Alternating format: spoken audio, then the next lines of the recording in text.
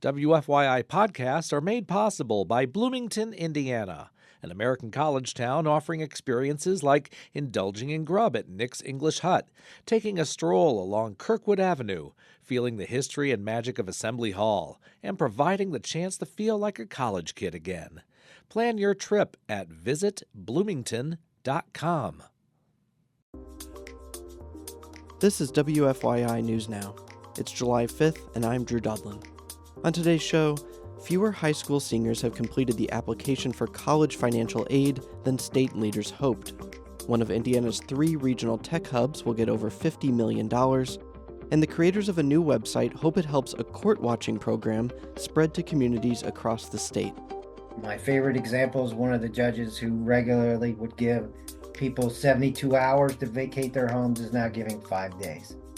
Those stories coming up, but first, a new analysis examines how pressing environmental issues can impact housing in Indiana. As WFYI's Abriana Herron reports, findings show policies such as redlining continue to haunt minority communities. The report from the Fair Housing Center of Central Indiana looked at environmental concerns that neighborhoods are currently facing, including extreme heat, flooding, and air pollution. Researchers say groups most subject to discrimination under fair housing laws are more likely to feel environmental impacts. Brady Ripperger is the Deputy Director of Administration and Advocacy with the center. He says some areas impacted by environmental change in Indiana are formerly redline neighborhoods. Minority communities are the ones that we find generally are forced into communities that are located next to Superfund sites or brownfield sites, pollutant areas, or areas that were previously dumping grounds. Ripperger says policy change, better access to testing for contaminants, and expanding free legal services for Indiana residents could help combat environmental disparities in housing. I'm Abriana Herron. Fewer Indiana high school seniors have completed the federal application for college financial aid this year than state leaders hoped. From WFYI's Education Desk, Rachel Fredette reports problems with the federal aid portal likely impacted how many students completed the form. This past school year, Indiana higher education leaders set a lofty goal to have more than 60% of high school seniors complete the FAFSA, but only about 45% of Indiana seniors completed the form, according to federal data released last month. That's about the same percentage of seniors who completed the form in the last few years. Data will be tracked through September. The FAFSA, or the Free Application for Federal Student Aid form, determines how much financial aid students get from federal and state governments, as well as from higher education institutions. Students and families across the country struggled to complete the FAFSA last school year due to delays and glitches in the rollout of the new version of the application. But Indiana higher education leaders hope that next year will be different. Once the problems are fixed, they expect to see an increase in applications in the future. I'm Rachel Fredette. The national FAFSA deadline closed on June 30th. Corrections can be filed until mid-September. One of Indiana's 3 regional tech hubs will receive over $50 million in funding to support the implementation of biotech resources.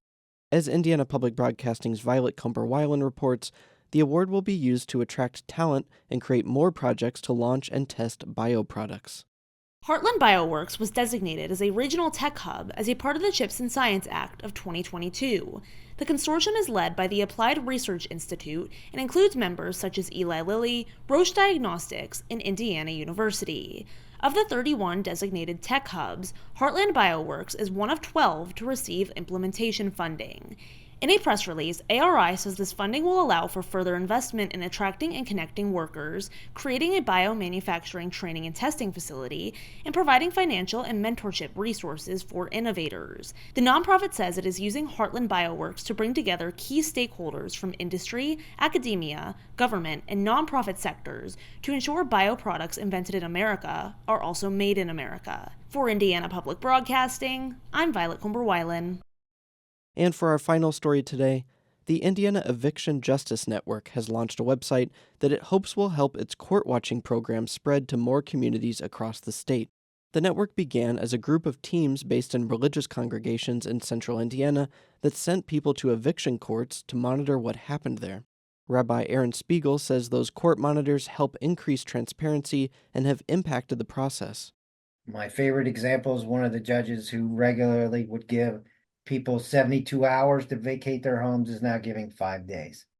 The network's new website helps people learn about the court watching program and connects them with training and resources. The tool that we created now gives the court watchers questions per case that they check boxes, and then they're going back after they court watch and entering this data in to the site. Questions include whether children were present, whether the tenant was represented by a lawyer, and whether tenants were allowed to speak in court.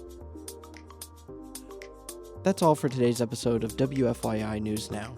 Our podcast is produced by me, Drew Daudelin, with support from the news team at WFYI and public media journalists across the state. Our news director is Sarah Neal-Estes. Kendall Antron produced our music. If you liked today's episode, remember to subscribe and share, and follow WFYI on Instagram, Facebook, and YouTube to check in on our newsroom throughout the day. Thanks for listening. We'll be back on Monday.